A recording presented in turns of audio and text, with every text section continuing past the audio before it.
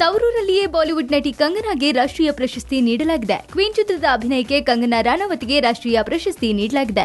Kangana busy ಇರೋ ಕಾರಣ ಆಕೆಯ ಪೋಷಕರೇ ಈ ಗೌರವ ಸ್ವೀಕರಿಸಿದ್ದಾರೆ. ಬಹುಭಾಷಾ ತಾರೆ ರೇವತಿ ಚಿತ್ರ ನಿರ್ದೇಶನದ ಕನಸು ಹೊತ್ತಿದ್ದಾರೆ. ಬಾಲಿವುಡ್ ಯುವ ನಿರ್ದೇಶಕಿ ಝೋಯಾ ಅಖ್ತರ್ ನಿರ್ದೇಶನದ ಜಿಂದಗಿ ನಾ ಮಿಲೇಗಿ ದುಬಾರಾದಂತಹ ಸಿನಿಮಾ ಮಾಡುವುದು ರೇವತಿ ಕನಸಂತೆ. ತನ್ನಿಂದ ಈ ಥರ ಸಿನಿಮಾ ಮಾಡೋಕೆ ಆಗುತ್ತಾ ಇಲ್ಲ ಅಂತ ಗೊತ್ತಿಲ್ಲ, ಆದ್ರೆ ಪ್ರಯತ್ನ ಮಾಡಿದ್ರೆ ಕನಸು ನನಸಾಗಬಹುದು ಅಂತಿದ್ದಾರೆ ರೇವತಿ. ಮಲೈಕಾ ಅರೋರಾ ಖಾನ್ ಡ್ಯಾನ್ಸಿಂಗ್ ಪ್ರತಿಭೆಯನ್ನ ನಟಿ ಹೆಲೆನ್ ಡ್ಯಾನ್ಸ್ಗೆ ಹೋಲಿಸಲಾಗುತ್ತಿದೆ. ಇದನ್ನು ಕೇಳಿದ ಮಲೈಕಾ ಫುಲ್ ಖುಷಿಯಾಗಿದ್ದಾರೆ. ಇದು ತನಗೆ ಬಂದ ಅತಿ ದೊಡ್ಡ ಕಾಂಪ್ಲಿಮೆಂಟ್ ಅಂತ ಮಲೈಕಾ ಹೇಳಿಕೊಂಡಿದ್ದಾರೆ.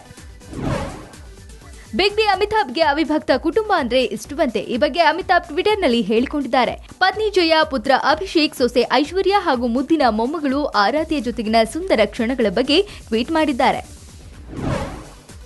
ಪುನೀತ್ ರಾಜ್ಕುಮಾರ್ ಅಭಿನಯದ ಹೊಸ ಸಿನಿಮಾ ಇದೇ ಏಪ್ರಿಲ್ 25ಕ್ಕೆ ಸೆಟ್ಟೇರುತ್ತಿದೆ. ಇನ್ನು ಹೆಸರಿಡಿದ ಈ ಚಿತ್ರಕ್ಕೆ ತಮಿಳು ಡೈರೆಕ್ಟರ್ ಎಂ ಸರವಣನ್ ನಿರ್ದೇಶನ ಮಾಡುತ್ತಿದ್ದಾರೆ. ರಾಜ್ ಬರ್ತ್ಡೇ ಮರುದಿನವೇ ಈ ಚಿತ್ರಕ್ಕೆ ಮುಹೂರ್ತ ನೆರವೇರುತ್ತಿರುವುದು ಮತ್ತೊಂದು ವಿಶೇಷ.